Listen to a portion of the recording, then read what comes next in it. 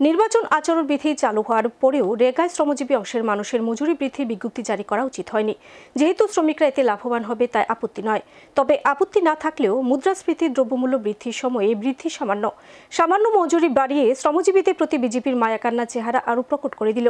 রেগায় মজুরি বৃদ্ধি প্রসঙ্গে নিজে প্রতিক্রিয়ায় এমনটাই বক্তব্য করলেন রাজ্য বিরোধী দলনেতা জিতেন্দ্র চৌধুরী। কেন্দ্রীয় সরকার রেগা প্রকল্পে মজুরি বৃদ্ধি করেছে, তবে সমস্ত রাজ্যে সমহারে মজুরি বৃদ্ধি করা হয়নি। এক এক রাজ্যে এক এক রকম মজুরি বৃদ্ধির বিজ্ঞপ্তি জারি করেছে কেন্দ্রীয় সরকার।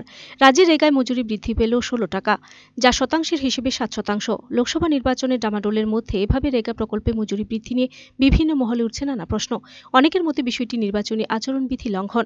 আবার কেউ কেউ বলছে শ্রমজীবী অংশের মানুষের ভোট আদায় করার লক্ষ্যে কেন্দ্রের শাসক দল বিজেপি ভোটের মধ্যে মজুরি বৃদ্ধি ঘোষণা দেয়। তবে যাই হোক, কেন্দ্রীয় সরকারের এই সিদ্ধান্তের বিরোধিতায় নিয়ে রাজ্যের প্রধান বিরোধী দল সিপিআইএম।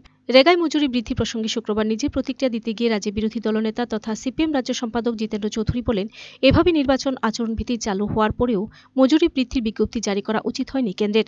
তবে এই মজুরি বৃদ্ধিতে শ্রমিকরা যেহেতু লাভবান হবেন তাই এর আপত্তি নয়। কিন্তু মুদ্রাস্ফীতি ও দ্রব্যমূল্য বৃদ্ধির সময়ে মজুরি বৃদ্ধি অতি সামান্য মজুরি বাড়িয়ে শ্রমজীবীদের প্রতি বিজেপির মায়াকান্না চেহারা আরও প্রকট করে দিল।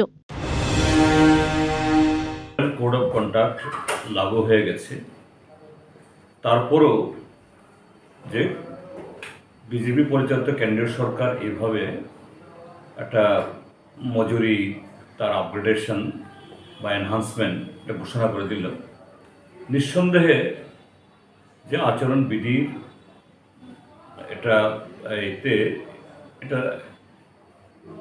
কেন্দ্রীয় সরকার এবং রাজ্য সরকার এটা করা উচিত হয়।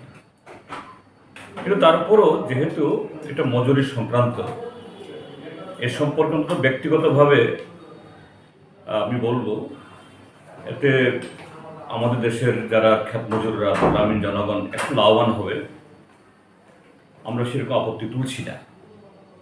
কিন্তু আপত্তি না তুললেও যে বিষয়টা বলতে হয় যে মুদ্রাস্ফীতি, দ্রব্যমূল্য বৃদ্ধি এবং তার সাথে মিলিয়ে হলো যে ম্যান্ডেস শ্রম দিবস নাই বলতেই মানে নাই বলা যায়। এই জায়গায় এই সামান্য বৃদ্ধি এটা তো একটা ছিটে ফোটা। এতে এই বিধি লঙ্ঘন করে বিজেপি যে কাজটা করতে চাইল, উল্টো তাদের যে এই নগ্ন চেহারা, গরিবদের জন্য, গ্রামীণ মানুষদের জন্য তাদের যে মায়াকান্না। ইলেকটোরাল বন্ড প্রসঙ্গে এদিন এক প্রশ্নের জবাবে বিরোধী দলনেতা শ্রী চৌধুরী বলেন, সারা দেশে নয় গোটা পৃথিবীতে এত বড় আর্থিক কেলেঙ্কারি হয়নি। বিষয়টি রাষ্ট্রের পিঠে ছুরি মারার মতো ঘটনা। এর জন্য ভারতীয় জনতা পার্টিকে খেসারত দিতে হবে। দেশের কেন্দ্রীয় অর্থমন্ত্রীর স্বামী শুধু নয়, আরেক প্রাক্তন সাংসদ সুব্রমণিয়মও বিষয়টি নিয়ে গভীর উদ্বেগ প্রকাশ করেছেন। দেশের অর্থনীতিকে কিছু কর্পোরেটের তালুবন্দি করেছে এবং এই যে 500,000 টাকা নোটবন্দি থেকে শুরু করে এই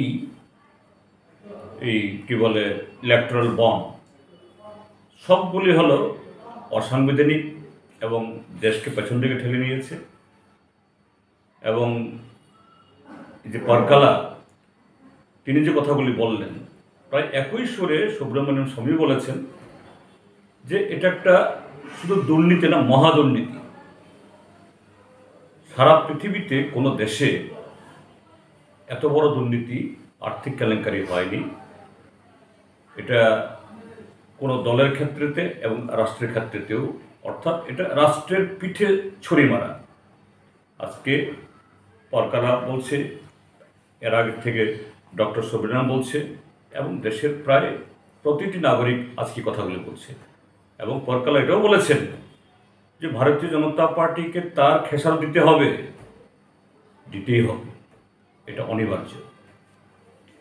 পশ্চিম আগরতলা আসনের রিটার্নিং অফিসারের বিরুদ্ধে আপনি পক্ষপাতিত্বের অভিযোগ এনেছেন। Video report, search India TNN।